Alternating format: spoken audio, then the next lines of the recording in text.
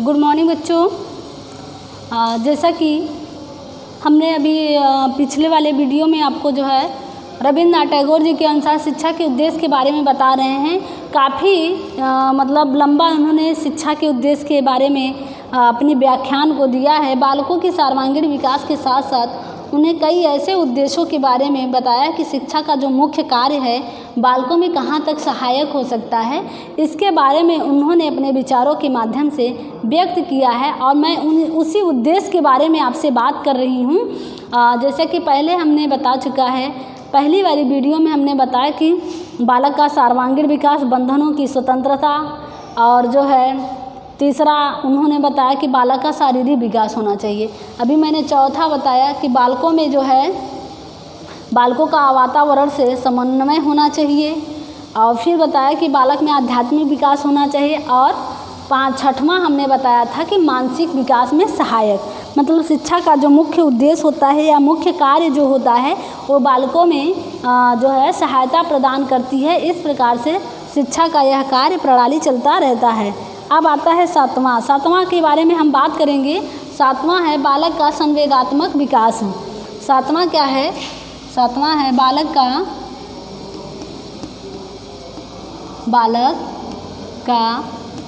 बालक का संवेगात्मक विकास। संवेगात्मक विकास। अब संवेगात्मक विकास के बारे में बात करेंगे कि उनका कैसे संवेगात्मक विकास हो सकता है। जैसे आप जानते हैं कि संवेगात्मक विकास क्या है, ये इंटरनली होता है। हमारे मनोवैज्ञानिक मैकडूगल ने बताया है, मैकडूगल ने बताया है कि हर प्राणियों के अंदर 14 संवेग पाए जाते हैं, और ऐसा इस धरती पर कोई ऐसा प्राणी नहीं है जिसके अंदर संवेग न हो। ये संवेग सभी प्राणियों के अंदर पाया जाता है। मनुष्य से लेकर हर जीव जंतु में पाया जाता, चाहे पेड़ पौधे हो चाहे वह जीव जंतु हो, सब में जो है पृथ्वी पे जितने भी जीव हैं जिनमें जान और जहान है उनमें यह संवेग पाया जाता है। उसी के बारे में रविंद्रनाथ टैगोर जी ने बताया कि शिक्षा का जो उद्देश्य होना चाहिए, मुख्य कार्य होना चाहिए, क्या होना चाहिए? यही होना चाहिए कि उनके संवेग में किस प्रकार का, उनके संवेगात्मक विकास में किस प्रकार की सहायता प्रदान करती है। इस प्रकार से हम देखेंगे आज इनकी सहायता प्रदान करने वाले शिक्षा का मुख्य कार्य। तो मुख्य कार्य है जो वो है गुरुदेव रविंद्रनाथ टैगोर की दृष्टि से देखा जाए तो शरीर तथा मन के विकास के साथ ही संवेगों का विकास भी शिक्षा का मुख्य उद्देश्य मानते हैं। क्या मानते हैं? मुख्य उद्देश्य। उनके अनुसार क्या है? संगीत है, चित्रकला है, नृत्य कला और काव्य आदि के द्वारा बालकों को संवेगात्मक शक्ति प्रदान करनी चाहिए। उनमें प्रेम, दया, सहानुभूति आदि की भावना को पोषण करता है। जैसे कहा गया, उन्होंने कह दिया ना कि शिक्षा का मुख्य कार्य है कि बालकों में शारीरिक और मानसिक विकास के साथ साथ संवेगात्मक विकास का भी कार्य शिक्षा का मेन उद्देश्य संवेगात्मक विकास भी होना चाहिए। जैसे विषय में आप ले लीजिए चित्रकला, संगीत और काव्य आदि, ये ऐसे विषय होते हैं कि जो बच्चों में बड़े मतलब कि जिससे जो है उनका संवेगात्मक शक्ति जो प्रदान की जाती है, उसमें क्या होता है कि बालकों में वास्तविकता, उनकी पहचान, जैसे उनके अंदर की बात, उनके अनुसार देखा जाए तो संगीत, चित्रकला और काव्य आदि के द्वारा ही बालकों में संवेगात्मक शक्ति प्रदान होती है। संगीत से क्या होता है, चित्रकला से क्या होता है, इनमें धीरे धीरे स्नेह, प्रेम, सहानुभूति की भावना होनी चाहिए। ऐसे आदि की भावना को पोषण हो। ये सारी चीज़ें, जैसे बालक है कक्षा में, जब किसी वस्तु से उसे प्रेम नहीं होगा, घृणा होगी, तो ये सब क्या है, उसके भविष्य को बेकार करेगा, उसके भविष्य सही ढंग से नहीं सुधर पाएगा। तो जैसे संगीत हो गया, चित्रकला हो गया, काव्य, तो इन सब के माध्यम से उनके अंदर की प्रेम की भावनाओं को जगाओ, आध्यात्मिकता को जगाओ और सहानुभूति की भाव हो। इस प्रकार से जो है उन्होंने काव्य के माध्यम से दया की भाव हो, ऐसी भावना का पोषण हो। टैगोर नैतिक और आध्यात्मिकता को मनुष्यता की उन्नति की सच्ची कसौटी मानते हैं। देखिए साफ कहा गया कि अगर जिस बालक के अंदर क्या होना चाहिए, जिस बालक के अंदर नैतिकता और आध्यात्मिकता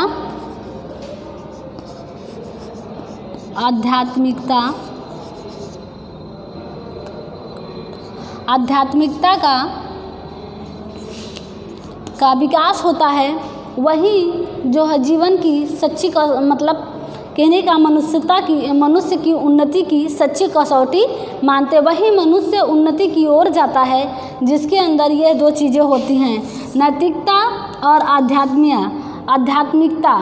ये अगर दो चीज़ें मनुष्य के अंदर हो जाए तो मनुष्य उन्नति की सच्ची कसौटी पर खड़े आता है। अगर जिसके अंदर नैतिकता नहीं है और आध्यात्मिकता के प्रति प्रेम नहीं है, भाव नहीं है, दया नहीं है, ऐसे व्यक्ति कभी भी उन्नति की ओर, ऐसे मनुष्य कभी भी उन्नति की सच्ची कसौटी पर खड़े नहीं आ सकते।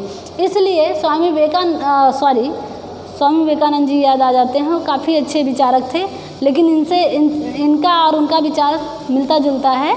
तो टैगोर जी का कहना है कि जिस मनुष्य के अंदर नैतिकता और आध्यात्मिकता आ जाए वह उन्नति की सच्ची कसौटी पर जो है खड़े होगा, और ऐसे ही व्यक्ति अपने देश के लिए कुछ, अपने राष्ट्र के लिए, परिवार के लिए, समाज के लिए कुछ कर सकेंगे।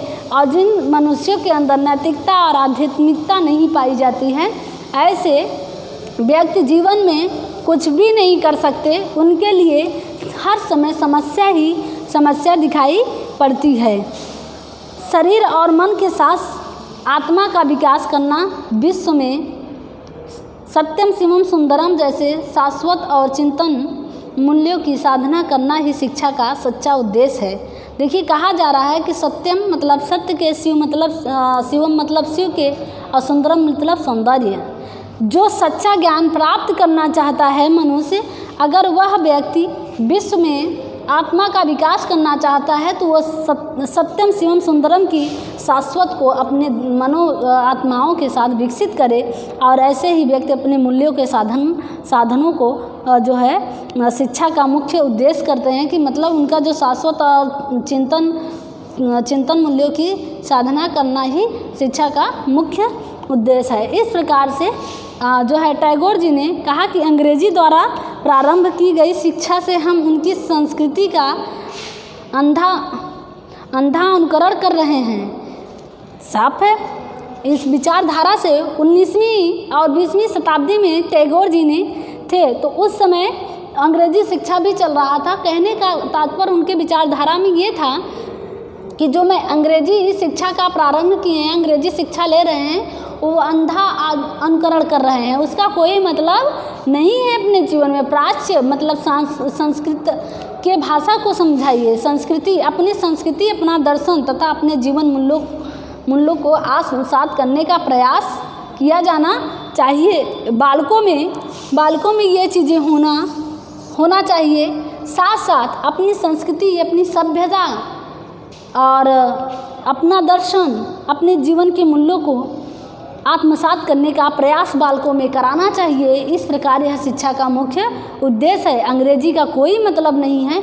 अंग्रेजी क्या करती है, वो हमें अंधा अनुकरण कराती है, हमारी संस्कृति, हमारी सभ्यता और हमारे जीवन के मूल्यों से अलग करती है। ऐसी शिक्षा हमारे देश में होने की कोई ज़रूरत नहीं है।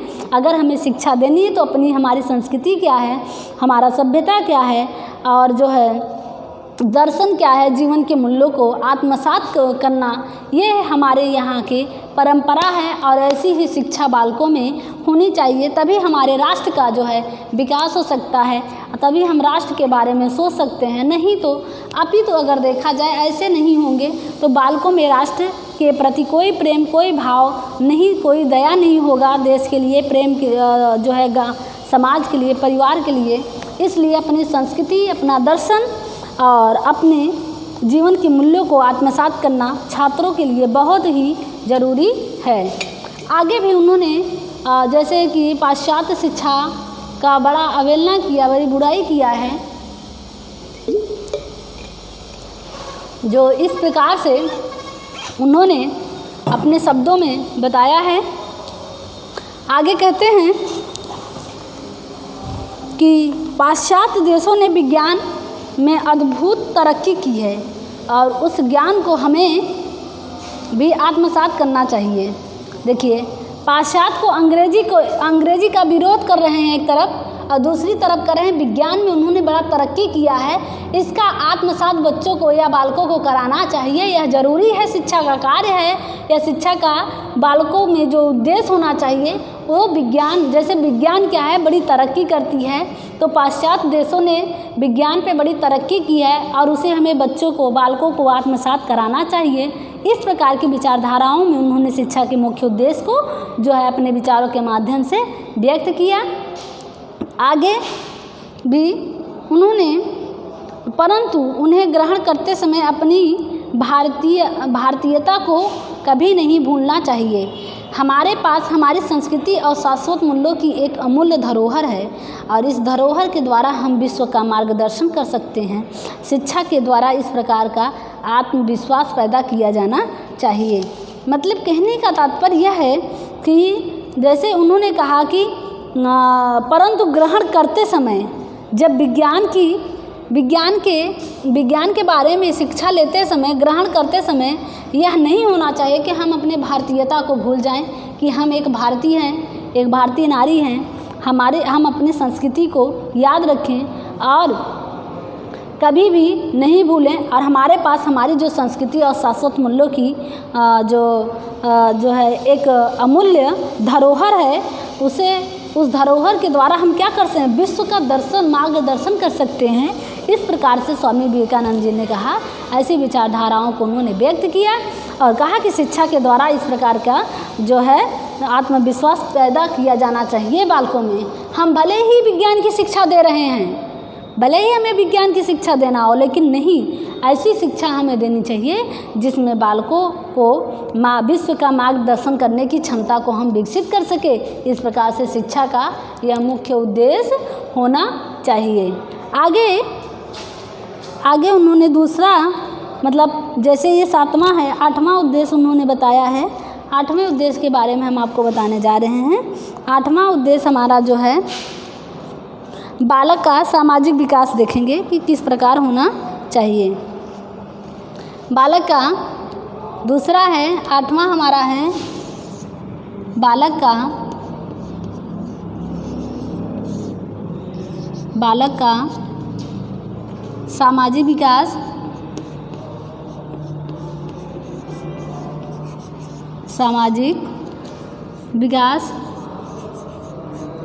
अब आकर सामाजिक विकास पर भी उन्होंने अपने दृष्टि को रखा, अपनी आँखों के द्वारा या अपने विचारों के माध्यम से व्यक्त किया कि बालक का एक सामाजिक विकास कैसे होगा।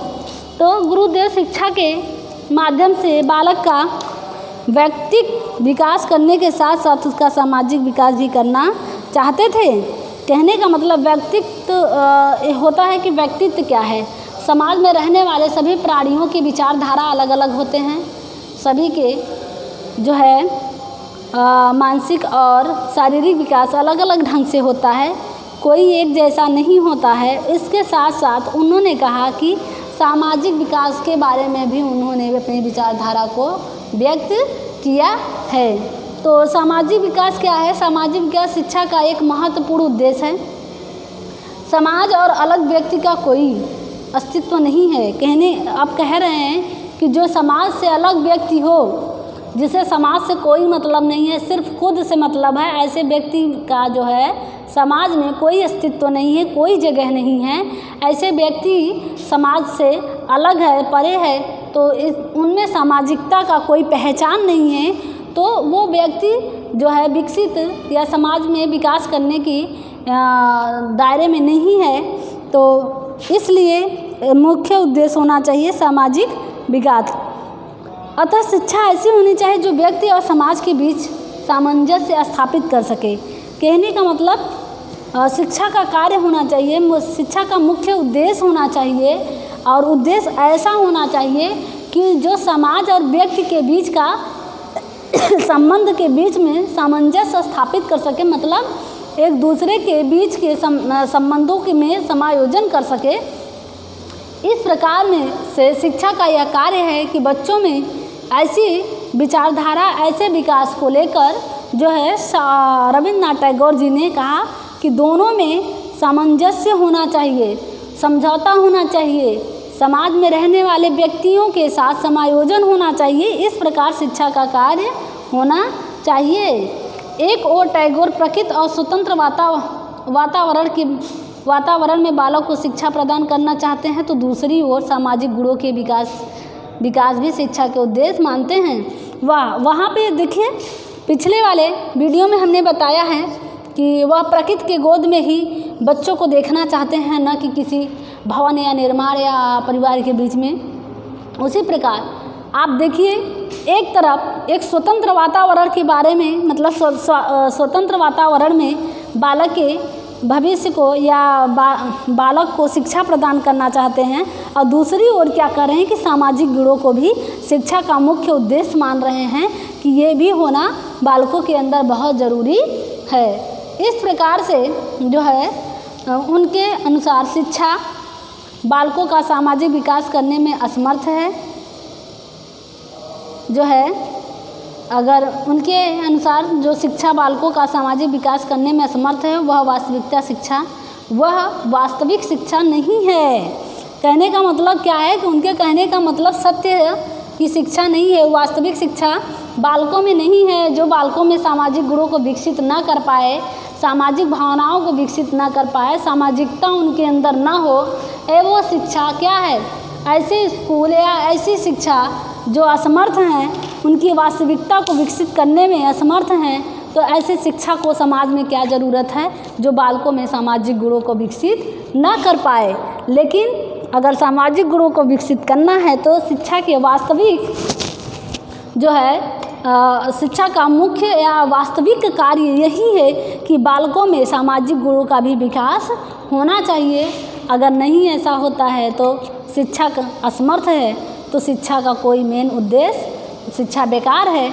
और इसीलिए शिक्षा का यह वास्तविक होना चाहिए, बालकों में सामाजिक विकास होना चाहिए, यह शिक्षा का कार्य है। इस प्रकार से जो है रविन्द्रनाथ टैगोर जी ने बताया सामाजिक गुणों का विकास। अब हम देखेंगे नैतिक एवं आध्यात्मिक विकास के बारे में देखेंगे। उन्होंने नैतिक और आध्यात्मिक विकास के भी बारे में बताया है। नौवां हमारा क्या है? नौवां है नैतिक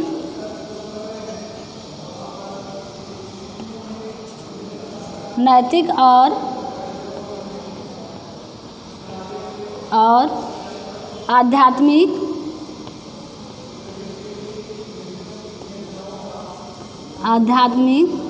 विकास। नैतिक और आध्यात्मिक विकास,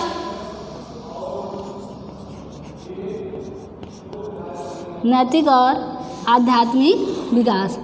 अच्छा, अभी तो बताया जा रहा था हमने, जैसे संवेगात्मक विकास हुआ, नैतिकता और आध्यात्मिकता की बात हमने बताया था, लेकिन उन्होंने एक अलग से टॉपिक तैयार किया, अलग से उद्देश्य बताया कि शिक्षा का जो मुख्य उद्देश्य है नैतिक और आध्यात्मिक विकास कैसे होना चाहिए, इसके बारे में उन्होंने बताया, नैतिक एवं आध्यात्मिक विकास।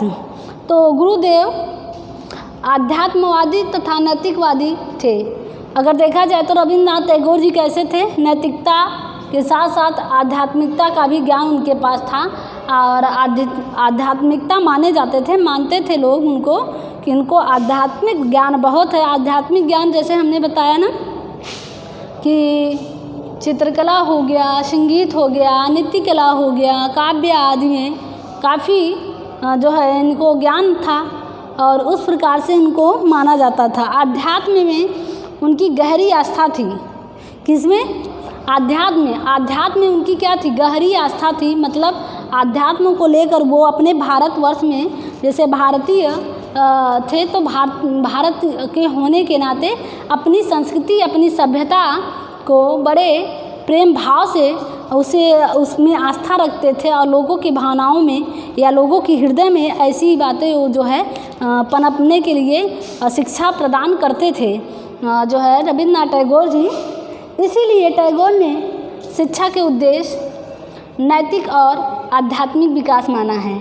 नैतिक और आध्यात्मिकता के बल पर ही व्यक्ति सच्ची प्रगति कर सकता है। उसके अनुसार जैसे ले लीजिए, उनके अनुसार शिक्षा का जो मुख्य उद्देश्य है, अगर नैतिक और आध्यात्मिक विकास हो रहा है तो उनमें सबसे गहरी चीज़ें ये हैं कि शिक्षा वह है जो बालकों में नैतिक गुणों का विकास करे। सच्ची नैतिक शिक्षा वह है जिसमें आध्यात्मिकता का पूट हो। मतलब सच्ची शिक्षा वह है जो नैतिक गुणों का विकास करे और नैतिक गुणों के साथ साथ आध्यात्मिकता का भी विकास करे। और सच्ची नैतिक शिक्षा वह है, जैसे पहले क्या होता था कि हम लोग भी अपने जीवन में नैतिक शिक्षा को पढ़े हैं, जिनमें आदर्श, संस्कार, अपनी संस्कृति, अपनी सभ्यता को बताया जा रहा था। तो वह उनके कहने का मतलब सच्ची नैतिक शिक्षा वह है जो अपने आध्यात्मिकता का विकास करे। इस प्रकार से उन्होंने कहा शिक्षा का मुख्य उद्देश्य क्या है? नैतिक गुणों का विकास करना। तो इस प्रकार से उन्होंने आध्यात्मिकता का पूर्ण हो। गुरुदेव का मत है कि अनौपचारिक शिक्षा द्वारा आंतरिक शक्ति, स्वतंत्रता तथा आत्म अनुशासन का विकास किया जा सकता है। मनुष्य में अनुशासन, शांति तथा धैर्य का होना अत्यंत आवश्यक है। कहने का तात्पर्य यह है कि व्यक्ति में अनुशासन भी हो सकता है। अनौपचारिक शिक्षा का मतलब यह है कि जो व्यक्ति अपने वातावरण में रहकर शिक्षा को ग्रहण करता है, मतलब आसपास के वातावरण को देखकर वहाँ के माहौल में रहने लगता है, समायोजन करने लगता है, तो वहाँ जैसी सभ्यता होती है, जैसी संस्कृति होती है, वो ऐसी सभ्यता और संस्कृति में ढलने लगता है। तो शिक्षा का यह जो कार्य है तो उसमें नैतिक गुणों का जो विकास हो रहा है, आध्यात्मिकता का विकास हो, ऐसी शिक्षा होनी चाहिए। और अनौपचारिक शिक्षा के माध्यम से उनके आंतरिक गुणों का विकास होगा, उनके अंदर अनुशासन होगा और साथ साथ स्वतंत्रता की भाव भी पुष्टि होगी। आत्म अनुशासन का विकास किया जा सकता है। मनुष्य अनुशासन, शांति और धैर्य होना, यह मनुष्य के अंदर बहुत बड़ा गुण है। जिस व्यक्ति के अंदर धैर्य होता है, धैर्य का गुण है और अनुशासन का गुण है, ये व्यक्ति एक जो है लक्ष्य के मार्ग पर पहुंच जाएंगे, लक्ष्य के मार्ग पर पहुंच सकते हैं। और सच्ची शिक्षा यही है कि व्यक्ति में नैतिक गुणों का विकास हो। और नैतिक गुणों के विकास में अगर देखा जाए तो सच्ची शिक्षा वह है जो आध्यात्मिकता के पूर्ण को रखता हो, उनकी स्वतंत्रता में उनके बीच की आस्था को समझता हो। इस प्रकार से जो है उन्होंने नैतिक और आध्यात्मिक चीज़ों को बताया। ये शिक्षा का मुख्य कार्य है कि आध्यात्मिक शिक्षा का विकास करने के लिए उन्होंने जो है नैतिक और आध्यात्मिक विकास के बारे में भी शिक्षा के द्वारा उसके उद्देश्य के बारे में समझाया है। आगे भी उन्होंने उद्देश्य बताया, उसके बारे में हम आपको बताएंगे कि उनका लास्ट उद्देश्य क्या था, मतलब जो है, और उन्होंने क्या बताया था विश्व के बारे में और देश के बारे में। ठीक, हाँ, तो शिक्षा के उद्देश्य में हमारा 10वां उद्देश्य उन्होंने जो बताया था वो था संयम और 10वां उद्देश्य था संयम और आत्म अनुशासन का विकास और आत्म अनुशासन का विकास आत्म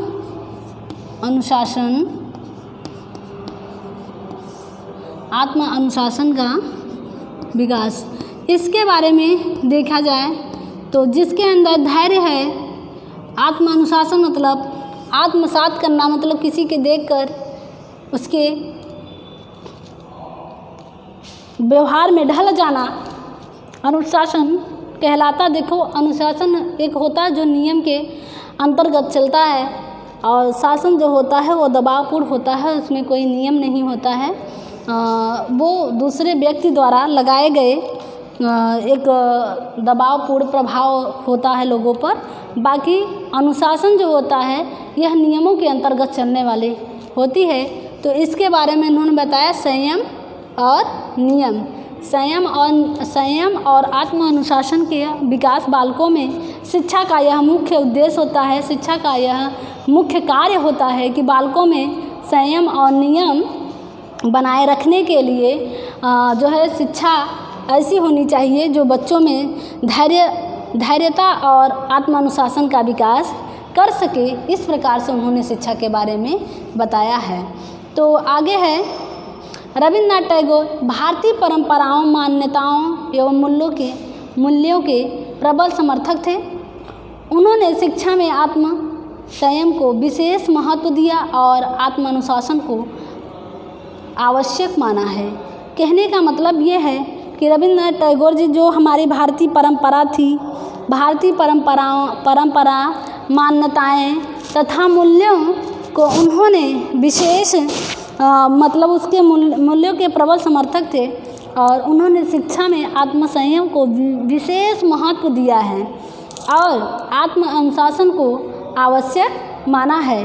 कहा है कि बच्चों में, बालकों में आत्म अनुशासन होना बहुत ज़रूरी है और धैर्य यानी संयम नियम होना बहुत ही ज़रूरी। जो बालक संयम और नियम से आत्म अनुशासन में मतलब रहेगा, नियम के अंतर्गत चलेगा, उनमें सच्चा ज्ञान हो सकता है, सच्ची शिक्षा हो सकती है और यह शिक्षा का ही मुख्य उद्देश्य है, मुख्य कार्य है कि बालकों में संयम और नियम ले आने का कार्य शिक्षा ही कर सकती है। इस प्रकार से रविन्द्रनाथ टैगोर जी का विचारधारा था। आगे उन्होंने कहा कि मानव के व्यक्तित्व के विकास के लिए वे ब्रह्मचर्य को अत्यंत आवश्यक मानते थे। उनका मानना था कि इसके द्वारा मनुष्य अपने जीवन के महान लक्ष्य को प्राप्त कर सकता है।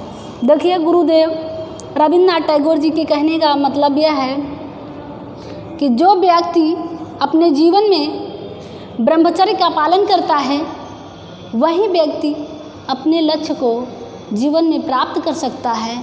ऐसा उनका विचारधारा था। कहने का तात्पर्य था कि मनुष्य जब अपने जो है ब्रह्मचर्य का पालन करेगा तो ज़रूर वह अपने महान लक्ष्यों की प्राप्ति कर सकता है। गुरुदेव के अनुसार शिक्षा शांति तथा स्थिरता की स्थिति में ही संभव है। कहने का तात्पर्य है कि शिक्षा जो होनी चाहिए वो शांति और स्थिति के जो है स्थिति में होनी चाहिए, तभी यह स्थिरता जो है स्थिरता में स्थित होनी चाहिए, तभी यह शिक्षा बच्चों में आ सकती है। अगर स्थिरता नहीं है, शांति नहीं है तो स्थिति नहीं बन पाएगी, शिक्षा का माहौल नहीं बन पाएगा, वो वातावरण नहीं हो पाएगा बालकों में। इस प्रकार से स्थिरता और शांति ये दोनों चीज़ें होना बहुत ही ज़रूरी है। आगे, और वह सहजता से प्राप्त की जा सकती है। अगर स्थिरता है और शांति है तो बच्चों में यह शिक्षा कार्य ऐसी करती है कि वो अपने लक्ष्य को प्राप्ति करने के लिए जो है क्या करती है, सहज का मतलब बड़े सरल रूप से उसे प्राप्त कर सकता है। और उसके बाद हमारी प्राचीन शिक्षा पद्धति में संयम और आत्मानुशासन पर बहुत बल दिया जाता था। टैगोर प्राचीन भारत की गुरुकुल तथा आश्रम की शिक्षा को आदर्श मानते थे। इन्होंने कहा है कि ब्रह्मचर्य का प्रयोजन विद्यार्थियों को शांति एवं स्थिरता प्रदान करना है, जिससे वह अपनी मूल प्रवृत्तियों की असामयिक तथा उद्दाम भावना से अपने को बचा सके और जीवन तथा शिक्षा में निष्ठापूर्ण संबंध स्थापित कर सके। इस प्रकार से स्वामी जो है रविन्द्रनाथ टैगोर जी ने अपनी विचारधारा को व्यक्त किया था। तो संयम और नियम के बारे में उन्होंने बताया। अब आगवा है, लास्ट है जो इनका विचारधारा, वो है विश्व बंधुत्व की भावना भी शिक्षा का मुख्य कार्य है। लास्ट इनका उद्देश्य था विश्व बंधुत्व का विकास या विश्व बंधुत्व की भावना, विश्व बंधुत्व